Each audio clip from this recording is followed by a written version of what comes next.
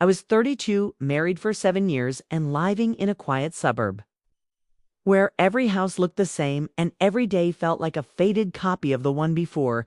Used to think that kind of stability was a blessing, but routine has a strange hollowing you out without unikissing. I worked from home mostly behind a screen while my husband Mark worked in finance, long hours.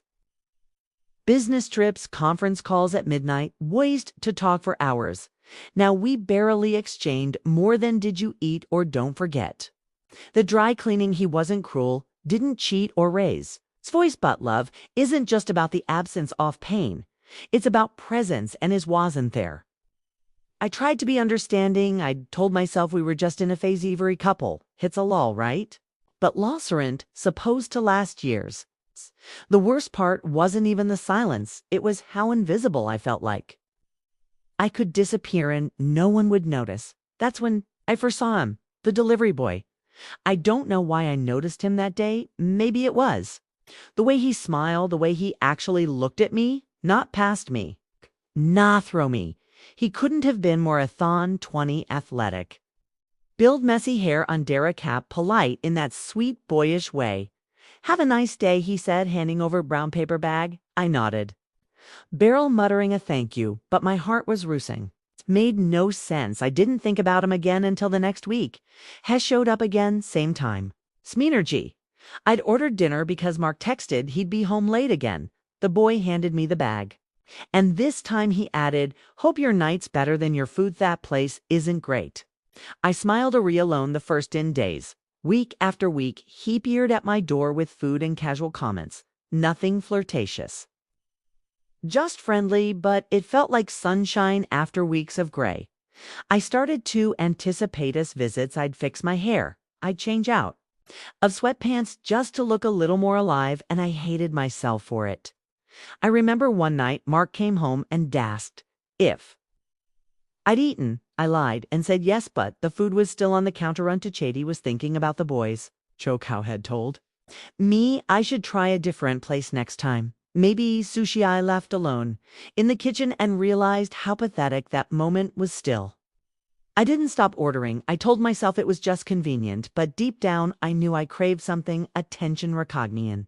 A reminder that I still existed, and that's what scared me. Not that I noticed him, but that he noticed him when the man I married hadn't looked him in the eye in months.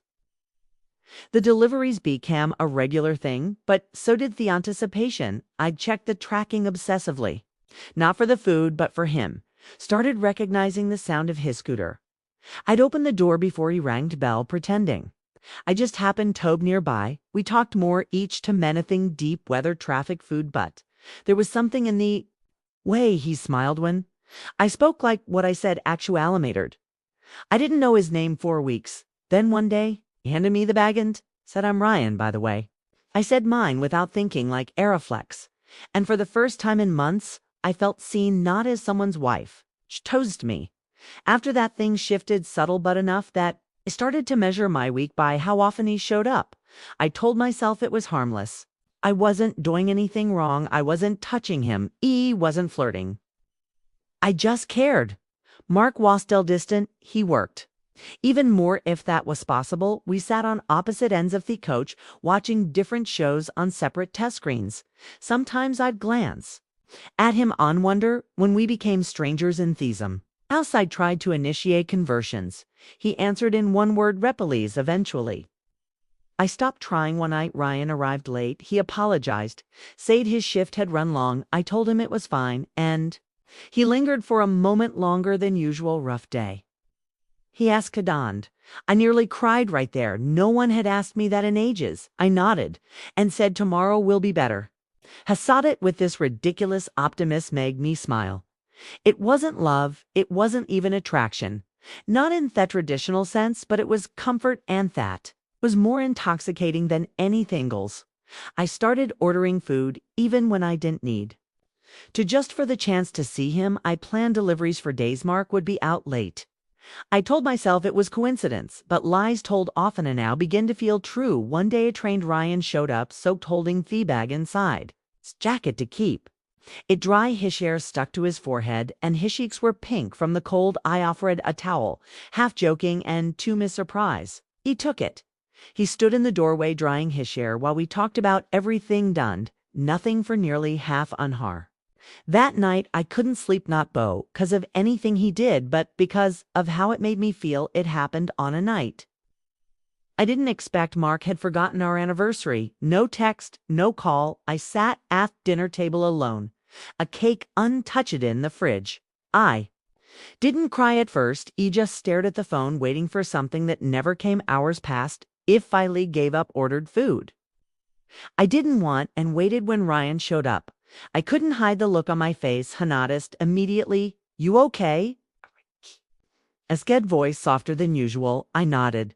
Then shook my head. I don't remember the exact words that followed, but I told him it was our anniversary. He just said, "Damn, I'm sorry," and looked at me like actually meant it. I don't know what made me do it, but I stepped closerest, a few inches close enough to feel warmth between us. I said thank you, and he said, "You deserve more than this." Then I kissed him. It wasn't fireworks.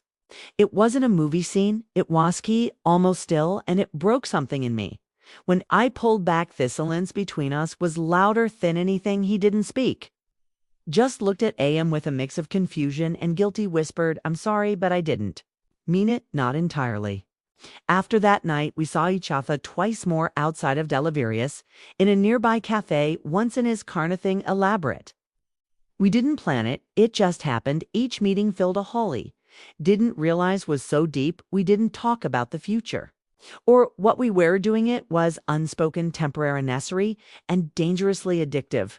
I told myself I was still in control, that I could stop whenever I wanted, but I was lying. I wasn't in love with him. I was in love with the version of me that existed when I was with him. Someone wanted Samio notice, someone more than background noise, but the guilt never left it. Lie awake next to Mark, feeling like a stranger in my own skin. His arm would brush against mine in bed, and I'd flinch like I was burned. One morning Ryan texted me just 3 words, "This feels wrong." I stared at the massage for a long time, and something inside me cracked. He was right, it did feel wrong. Not just the act, but the way it made me see myself. I wasn't proud, I wasn't whole. I was surviving on borrowed mints, stolen glances, and the illusion that something temporary could fix a nothing permanently broken. I replied with one sentence. We should stop. He didn't argue. He just said, "Take care of yourself." And that was it. No drama, no goodbye kiss, just silence again, but this time I was the one who chose it, and somehow that made all the difference. Tara, Ryan, and I ended things. Thizzlins didn't feel empty. It felt necessary. I deleted his number block app I used to order and tried to return to my life like nothing had happened, but something had shifted, not just because of him, but because of who he became while I was with him. For once, I couldn't hide behind the excuse of routine. I had to face what I'd allowed life to become. A week later, I sat down with Mark.